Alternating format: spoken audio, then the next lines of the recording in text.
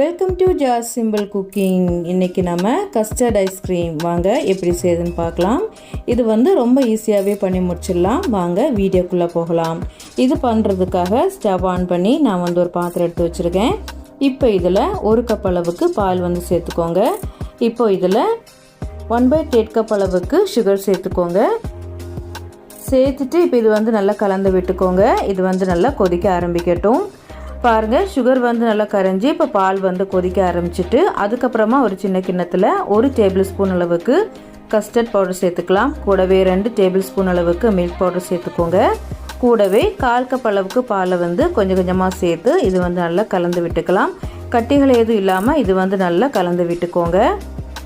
இப்போ மிச்சம் இருக்கிற பாலையை சேர்த்துடலாம். சேர்த்துட்டு நல்லா மிக்ஸ் பண்ணி விட்டுக்கோங்க. இப்போ இது நல்லா மிக்ஸ் பண்ணியாச்சு. இப்போ இந்த கலவையை நாம் கொதிச்சிட்டு இருக்கிற பாலில் சேர்த்துடலாம்.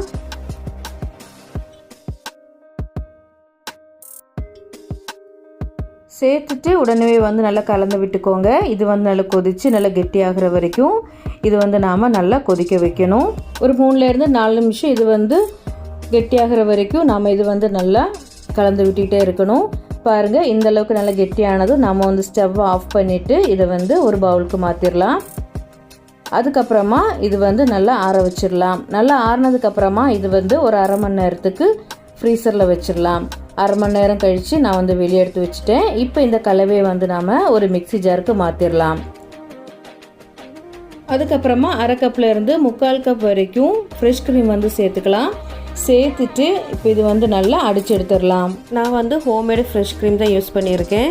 பாருங்கள், இப்போ இது நல்லா அடித்து எடுத்தாச்சு. இப்போ இந்த கலவையை நம்ம ஒரு பாத்திரத்தை ஊற்றிக்கலாம். உங்களுக்கு ஐஸ்கிரீம் சாஃப்டாக க்ரீமியாக வேணும்னா இந்த கலவையை 3 மணி நேரம் ஃப்ரிட்ஜில் வச்சுட்டு அதுக்கப்புறமா மிக்சியில் நல்லா அடித்து எடுத்துக்கணும். இதே மாதிரி 3லேருந்து 4 தடவை செய்யணும். அதுக்கப்புறமா இப்போ இதில் கொஞ்சமாக டூட்டி ஃப்ரூட்டி சேர்த்து இது டெக்கரேட் பண்ணிக்கலாம். இப்போ இது மூடி வச்சுட்டு ஃப்ரீசரில் ஒரு 7லேருந்து 8 மணி நேரம் வச்சிடலாம். நான் ஒரு நைட் ஃபுல்லாக வைக்க போகிறேன். இப்போது மறுநாள் காலையில் நான் வெளியே எடுத்து வச்சுட்டேன். பாருங்கள், நல்லா செட்டாகி வந்திருக்கு. அதோட ஓரங்களை கத்தி வச்சு லைட்டாக இப்படி எடுத்து விட்டுக்கோங்க. இது பாதி செட் ஆனதுக்கப்புறமா மறுபடியும் நான் வெளியே எடுத்துகிட்டு கொஞ்சம் டூட்டி ஃப்ரூட்டி மேலே இப்படி லைட்டாக ஸ்ப்ரெட் பண்ணி விட்டுருந்தேன்.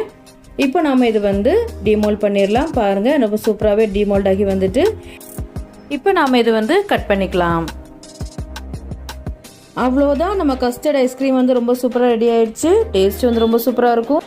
நீங்களும் வீட்டில் செஞ்சு பாருங்கள். இந்த வீடியோ உங்களுக்கு பிடிச்சிருந்துச்சுன்னா லைக் பண்ணுங்கள், ஷேர் பண்ணுங்கள். மறக்காமல் ஜாஸ் சிம்பிள் குக்கிங் சேனலுக்கு சப்ஸ்கிரைப் பண்ணுங்கள். தேங்க்ஸ் ஃபார் வாட்சிங்.